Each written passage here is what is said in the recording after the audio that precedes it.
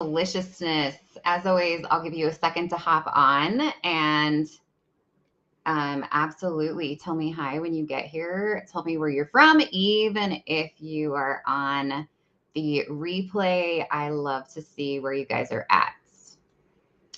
All right, so we're gonna do something a little bit different tonight, just because I already know some of you. I'm going to give you a second to get on here. Otherwise, I'll have to answer the question again. But we're going to talk about some limitations, and I'm going to show you a super quick, fast way for you to realign your mind so that when you are faced with a situation, it's really simple to get through it. But we're also going to have story time. Okay, here we go. There you go. You guys are on here. Okay, so first of all, hello. Remember that some of you, I can see your names and some of you can't. So whoever just said hi, I don't know who you are because it's just telling me Facebook user. It just depends on which one of my pages you're on when you say hi. Some of it, I don't know why that works that way. It's just how my software works. But okay, so first of all, let's just cut through the butter. I know a lot of you are like, wow, you're not wearing your typical black t-shirt today with some kind of graphic imagery of the Grim Reaper or something. Touche, because guess where I'm going after this? Hello, Francesca. I am, believe it or not, I am going to go watch Top Gun. So this leads me into my intro. If you've never been on here before, my name is Amy, and I am a previous veteran in the United States Air Force, and I flew KC-135s. So, of course, right, Top Gun is been a big movie for me all my life. Actually, when I was in middle school, I wanted to be, maybe I would say early on, maybe sixth grade is when I started like talking about how I wanted to be a pilot in the Air Force. And my best friend at the time, her name was Chrissy. We did everything together. We lived next door. We rode horses every day. And it was this joke that I was going to join the Air Force. And I actually remember my parents like turned it into kind of like some like funny joke. And then I got into a point where, I started listening to people and they were like, you can't be a pilot in the Air Force. Do you have any idea how hard that is? And I was like, oh, okay, you're right. I can't, because everyone was telling me that I couldn't. So I actually went to school to be a teacher.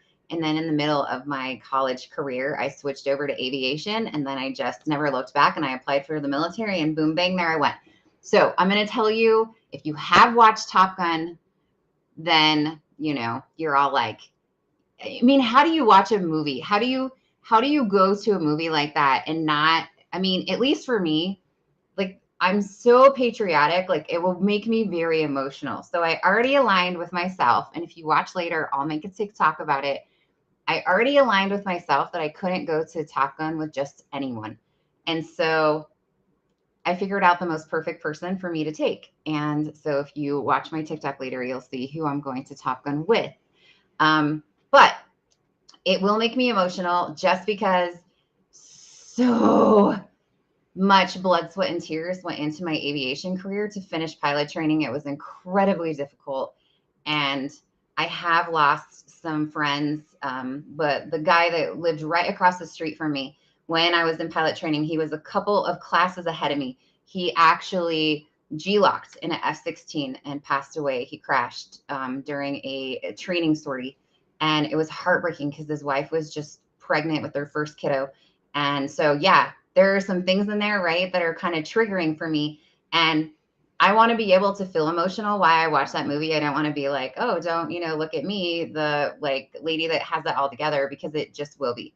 So I'm going to tell you about, before I talk about the limitations and the things that I'm going to give you tonight that can help you out, I just have to tell you about my dollar ride. So I was telling my friend about this. First of all, a dollar ride is not what it sounds like, because when I started telling my friend this, she was like, is this a work appropriate conversation? I'm not talking about dollars like strippers, okay?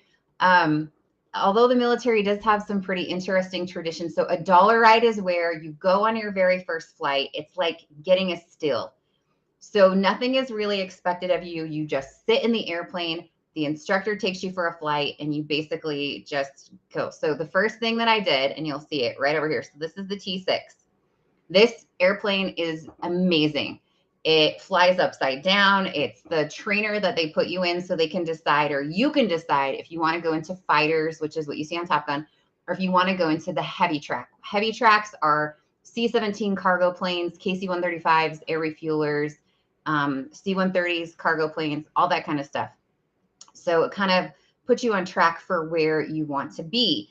And so when I was flying the T-6 for the first time, I came into the military with like 300 and something hours of flight time just flying in the civilian sector. So flying little Cessnas, nothing like the T-6.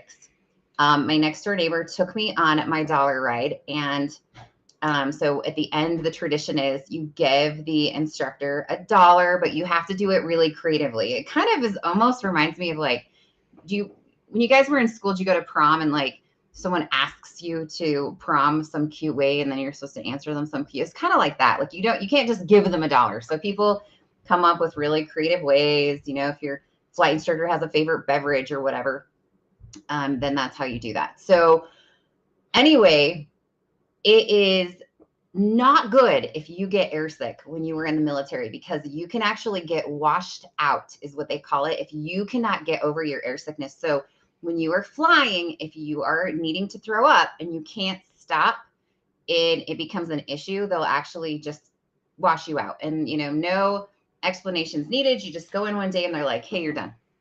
So I was really aligned, right? I am not going to drop out of pilot training come hell or high water. So at this time, I'm married and I have 2 kids and they're really young. They're like 5 and 3. And I am bound and determined that I'm going to make it through pilot training. And I'm like the only female there with kids. And so I remember going up in my dollar ride. Everybody takes the barf bag because you're pulling G's. This is a big experience. And you know what I tell myself? I don't need a barf bag, because if I take a barf bag, then I'm going to give myself an excuse that I can throw up in this flight. And I'm like, not doing it. Like I don't need it and I'm not going to do it. So I get up in this jet and you have a helmet on and you have the ability to have oxygen. And so we're not flying high enough. Like you can take it off, you can put it on. But when you're when you're pulling G's, which, I haven't seen the new Top Gun, but in the old one, you can see them pulling G's. You have to do, it's really not like the most attractive thing, but you basically tighten up your body and really into your stomach area, because you're trying to make it so that you prevent yourself from passing out. And so you have your oxygen on when you're pulling G's. So you can, put this oxygen on, but at the same time, like it's a little bit almost, when you're not used to it, almost feels like you're suffocating yourself because you're not used to doing this. So here we are flying around and this guy is, doing all these maneuvers with me. And I'm like, this is so freaking cool. But as we go back to do some landings, I just get incredibly nauseous, because now we're flying in what's called the traffic pattern, which is basically a rectangle around the airport. And you come down and you do a touch and go, which means you land, but you take right back off and you go back into the pattern. Well, every time we turn, we're doing a full, bank. And so it's like, I'm trying not to get really nauseous, but it's warm because we're at a lower altitude. And I'm like, oh my gosh. And then I just suddenly feel like I'm going to vomit.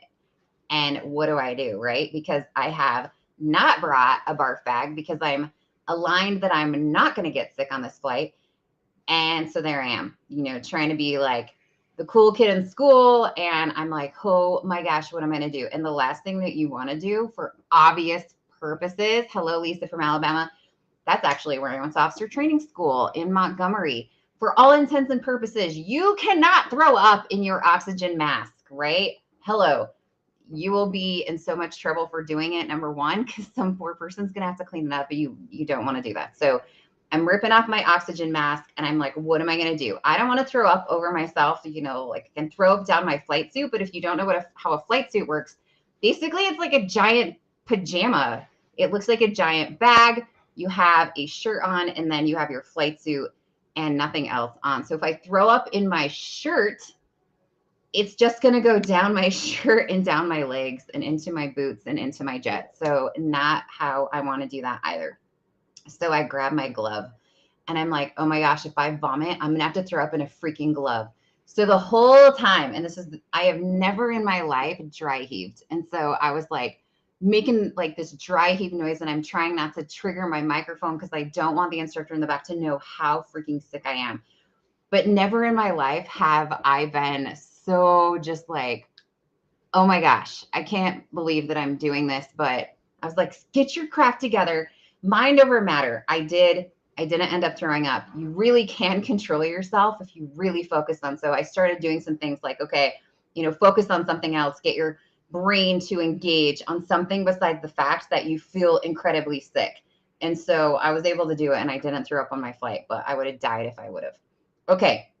So I was able to get past the air sickness. Once I started flying and I was flying myself, it's kind of like how some people get motion sickness when they're in a car driving with someone and they're not the actual driver, right? Or they're in the back seat. So once I started flying, the way that plane is set up, the student sits in the front and the instructor sits behind them. So I didn't end up getting sick. Okay, so now let's go into what I'm going to teach you about today that can help yourself. So we're going to talk about limitations, because I was thinking about this today and I'm like, dang, when you hear that word, what do you think? Limitations. It means I can't do something. I have something preventing me from whatever it is, XYZ, that I want to accomplish. And so we're talking about changing mindsets. Changing mindsets is one of my big things that I talk about when I work on with my clients, because when you change your mindset, you change your life. And you can do it with everything. And so limitations, just revocabularize. I made that word up. Revocabularize your word into something different. So you think of a limitation and right, it's like a stop sign. It's a halt. It's something that creates the inability for you to move forward. So think about a limitation differently. A limitation, this is what I wrote. They are there to encourage you to come up with a solution, a creative solution. That's not what I was taught limitations are. That's not what my brain is focused on for limitations. So the limitation is something to encourage you to come up with a creative solution, is way different than thinking about it as a stopper. Okay, so if you really want to get around something, you just have to understand how your brain works, because that's all it is. That's all it is. It's rewiring your mind, which is 100% scientifically proven that you can do. Rewiring your mind to address things differently, to think differently, to align around changing things like, what's this word mean to you? So when your mind gets into this space where you feel limitations, where you feel anxiety, where you feel overwhelmed, any of that stuff that brings in those negative emotions, it's kind of like your brain goes into drama mode. And when it's there, it shuts down and you can't think clearly. You certainly can't come up with any creative solutions to get out of the bind that you're in. So you're going into survival mode. In fact, your adrenaline is going. And so all of your oxygen, all of your blood is supplying your muscles, because your body is meant to be running for a short amount of time to save your life, which means everything else in your body is shutting down. Your digestive system, like if you just eat something and then you get scared, your body stops digesting your food, because you go into survival mode. It's like, I don't care about digesting right now. I don't care about nutrients, vitamins. I don't care about any of that stuff. I'm just here to survive. And so your body shuts that down and all your blood flow goes other places. After when you eat, you feel lethargic and tired, right? Because everything, your blood flow is focusing on digesting. So the problem with this is most of us live in that space all the time. So when you're in fight or flight, you're in survival mode. Guess what's going on? The rest of your body starts to pay the price. So you start having issues with your health, your everything just starts to crumble, because your body is so stuck in this fight or flight mode. You're not having that beautiful flow of energy, that beautiful flow of oxygenated blood to your whole body systems to keep you going and making you feel balanced. And so your brain needs oxygen to think. And so when you get into this situation where you're feeling that drama and that anxiety, your brain shuts down because you can't think. It's not what your body is trying to do right now. It's just meant for running and surviving. And so we have to get out of that space, guys. We're not in a place where we need to be in survival mode all the time, although that's where a lot of us like to live. We don't really like it. That's where we're conditioned. Conditioned to live is a better word. So here's a really simple way. This is one of my favorites. Okay, you have a problem. Problems are big. That word, once again, it's like a limitation, problem. We're going to change a problem and we're just going to redefine what a problem is. So what if I just tell you a problem isn't a problem? Because a problem to me is stuck. It means that's the thing. I have a problem, right? It's a crappy day.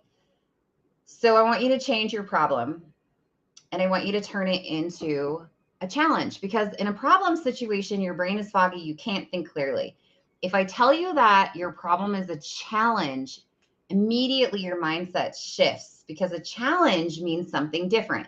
And if it really helps you, like, write these down. What does a challenge mean for you? For me, it means there are options. A challenge means I have the ability to come up with some things, some options to get rid of my problem or to make my problem less of a problem. So now my brain's already going into mode of like, okay, I'm coming out of this, right? Because my problem is I'm going to die. So now I turn my problem of I'm going to die into a, hey, this is a challenge about me trying not to die. And I'm just going back to survival mode because that's what your body's doing. Wait, there's some options here for me not to die. Instead of running from the T-Rex, I'm going to hide in a cave because the T-Rex is too big to get in there. Now, what is my problem? My problem is completely changed. I have to wait for the T-Rex to get bored and run away, right? So that's what I'm talking about. So, but you can take it up one step further, and you have to go in this order with your mind. You can't skip. Otherwise, it's too big of a gap. So if you try to jump over the ravine without having a step in between, you're not going to, your brain is going to be overwhelmed with it. So we go problem, then we go challenge. Okay, so now we're at a challenge. We have some options. Now I want you to take your challenge and I want you to turn it into an opportunity, right? Because now, what is an opportunity? I went from having a problem to now having something that is positive. An opportunity is a positive thing. Well, wait a minute. How cool is that, right? So maybe the opportunity here with my T-Rex is, wow, I just found a cool cave because I had a problem. I turned it into a challenge and now there's this cool cave that I can now live in, just going back to survival mode. So opportunity flips negative to a positive. Okay. So I'm just going to recap for you. Limitations, right? Anything, you can do this with any word, limitations. They're there to encourage you to come up with a creative solution. When you have a problem, change your problem into a challenge. Challenges have options. Change your challenge into an opportunity and boom, your negative problem goes to a positive. And you can do so much more when your brain is aligned with that because you're out of fight or flight mode. Your brain starts thinking again and you can suddenly take on the world. And I'm going to also add with this, you got to sprinkle this on there, guys. Make sure you're getting enough sleep or whatever your kryptonite is, because mine is sleeping. For some of you, it's not eating healthy, but mine is for sure sleeping. So if I get into a space where it's like nothing that I'm doing to realign myself is working, it's just because I'm tired and I know that and recognize it. Okay, so like I said, I'm going to Top Gun. So I'll TikTok it so you can see who my hot date is to go to TikTok to go to Top Gun. I will introduce you to my date and it's going to be great. I'm going to have some caffeine because this movie starts at 7 something and doesn't get over till 9 like 45 or 55 or something, which is about an hour past my bedtime. So hopefully I'm taking your guys' words for it because everybody is just raving about it. And I'm like, okay, you know what? I have to go. How can I not go watch Top Gun, right? It's the movie that my dreams were made from. So I'm going to go watch it. I've seen everybody say it's so great. So there you go. I'll make a TikTok. All right, you guys.